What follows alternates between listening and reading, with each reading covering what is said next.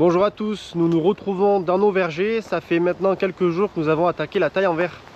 La taille en verre qui consiste à tailler toutes les grosses pousses verticales, tous les gourmands de nos arbres fruitiers.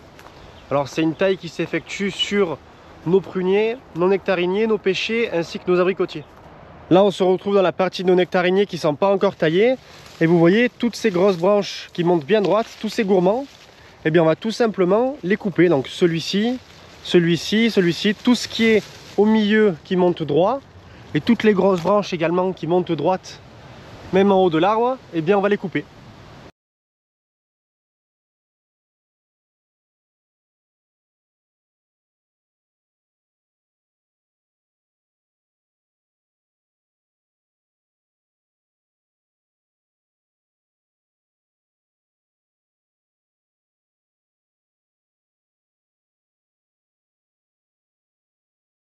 Donc là vous voyez, je viens de vous montrer un exemple, j'ai coupé uniquement les branches à ma hauteur.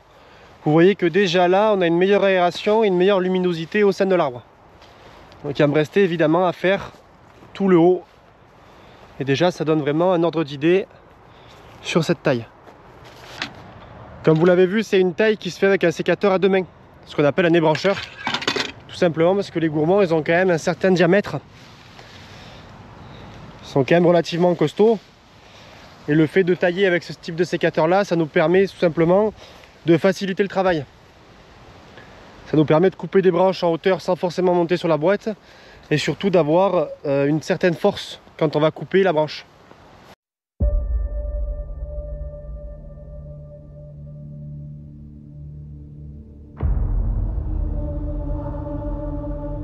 Et ici nous nous retrouvons dans la même parcelle de nectariniers devant des rangées qui ont été taillées.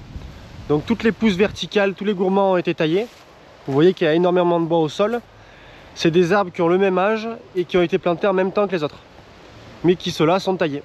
Donc le principe de cette taille il est simple, c'est d'avoir un équilibre entre la quantité de bois et les futurs fruits, ainsi qu'une meilleure luminosité dans l'arbre, donc une meilleure homogénéité dans la maturité des fruits, et d'avoir une meilleure aération également. Ça va permettre d'avoir beaucoup moins d'humidité, beaucoup moins de pourriture dans nos arbres. Et ça permet également de rabaisser les arbres, de sorte à ce qu'ils ne soient pas trop hauts, donc que ça passe pas trop de temps à l'entretien, à l'éclaircissage ou à la récolte. Une fois qu'on a fini de tailler les parcelles, on essaye de broyer en général au fur et à mesure. Là comme vous voyez, cette parcelle là elle est terminée, on a fini de tailler, donc on va tout simplement broyer. On va broyer une fois au milieu et une fois de chaque côté sur chaque rangée. Et pour broyer, on a tout simplement un tracteur inversé avec un broyeur frontal. C'est un broyeur qu'on peut appeler un broyeur à marteau ou broyeur forestier. Et tout simplement dessous, on a des marteaux. On a un gros rouleau qui va tourner et des marteaux qui vont venir frapper tout simplement le bois.